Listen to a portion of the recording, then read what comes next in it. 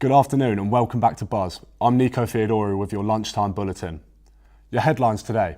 A BCP council meeting this morning has granted the approval of the Vitality Stadium's expansion plans. AFC Bournemouth starlet Charlie Stevens gives Buzz News an exclusive interview after being named on the bench for the first time in a Premier League game. A rape sentencing is at Bournemouth Crown Court and torrential rain causes floods in Dorset. AFC Bournemouth have had their initial Vitality Stadium expansion plans approved by the BCP Council this morning. The Cherry Stadium is now set to have further expansion plans introduced in the coming months, including a potential South Stand expansion, taking its capacity to an additional 7,000 seats. This is the moment of the Chair approving the start of the project. Okay, so if we're ready to go to a vote, if you are for the application as set out, show now, please. 1, 2, 3, 4, 5, 6, 7, 8. If you're against the application, show now. None. And abstentions? 1. Okay, so that is, as set out, approved. So thank you for that. And our reporter, Duarte Fialio, went down to the Vitality Stadium to give us the history of the ground thus far. In 1910, this was known as Dean Court for Boscombe FC, but later found out as AFC Bournemouth.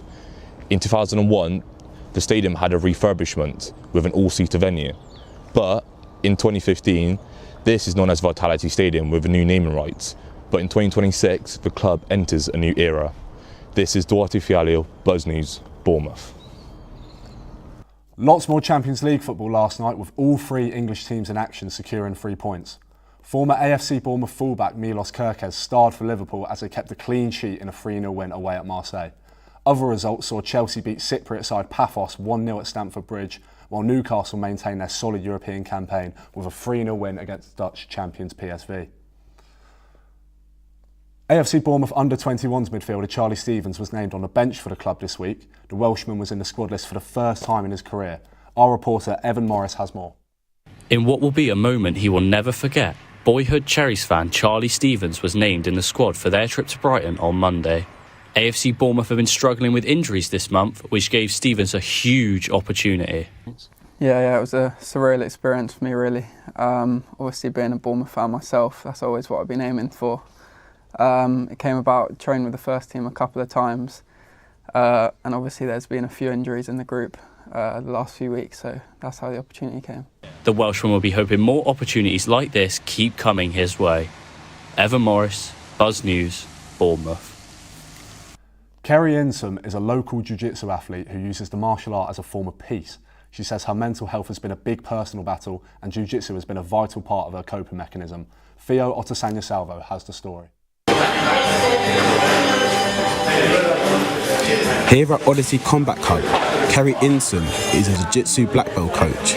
She's been involved in the sport for 9 years, but has only been coaching for 3.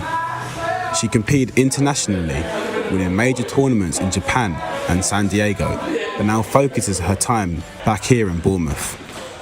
Kerry opened up about her mental health and how jiu-jitsu has helped her through the hard times. Like the stresses of life, like they don't come into play when you do jiu-jitsu. Just everything goes out of your mind and you're free. You're thinking about the next move, what everyone else is doing, like whatever you do, what you're going to do back there, like just jiu-jitsu. So every life is gone on the screen. While still focusing on her personal issues, Kerry still offers professional advice to her peers to one day get them playing at the highest level. Theo Otosanya-Salvo, Buzz News, Bournemouth. Snap Fitness have opened a gym on the Winton High Street.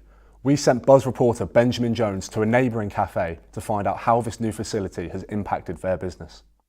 We're here at Cantina Cafe, opposite Snap Fitness in Winton. We're here with the owner Carlos to speak through what businesses like this opening on Winton High Street does for the local businesses here. So, Carlos, they're going to bring in a new gym crowd for you. What should we expect to see on your menu? The protein bar. Yeah. Really nice. And that's the best? Oh, I think it's the best. But the people have to let me know that. Yeah, and the high streets have been struggling at the minute. What does it mean for you to have a big brand like Snap Fitness open just across the way? It's good. It's good. All the people who come to show you the staff and to work, I'm okay. I'm going to be here over this. And in 6 months' time, what would you like this cafe to look like? Full of gym goers? Oh, that's good. People with money, it's all right. Amazing. Thank you very much.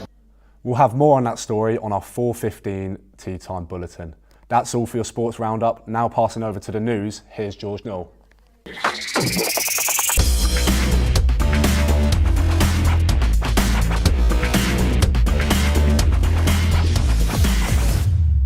A man has just been sentenced to 7 years for sexual assault and rape today at Bournemouth Crown Court. 28-year-old Shret Callender was convicted of rape last year. The assault happened in December last year. The Met Office has issued warnings across Dorset today. Several flood alerts have also been issued. Our weather correspondent, Abby West, went out to see it for herself. I'm here in Christchurch Harbour where there is currently a flood alert in place. Yesterday, BCP Council advised residents against walking, driving or cycling through floodwater. In Wareham, there is a more serious flood warning in place, meaning that flooding is expected. The Met Office have put in place a yellow weather warning for rain, which came into effect at 8 a.m. this morning and will be in effect until 4 p.m. this evening. Around 20 millimetres of water is expected to fall throughout the day. Drama sessions hosted in Boscombe are providing individuals with learning difficulties an opportunity to express themselves through creative outlets. In weekly sessions, the group performs drama and poetry readings, which take place in the Old School House. Founder of Teapot Drama, Charlie Rose, is always looking for new members to join her safe space to perform without judgment. The things about this space is it's incredibly welcoming. I think for us all, it does feel like a safe haven. A group in Bournemouth have grown a community in which they support those with autism, sensory processing needs and ADHD, with the aim of forming a social environment and a place of growth. Neurodivergent support group The Senses Project have created a new approach in supporting those who are seeking support.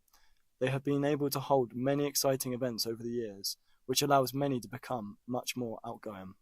Getting someone to do something that they would never do before, and then them see this rewarding path, because that confidence will build to progress to them being independent. That one little thing, that first one, that big old confidence boost can get you to go, all right, do you know what, I want to join this social club. All right, actually, I do want to live on my own. You can see the progression, the stepping stones, and it is just fantastic. The group have seen great growth in their community and hopes are for an even more exciting future. Riley Wallace, Buzz News, Bournemouth. That's all we've got time for this lunchtime. We'll see you back here at 4:15.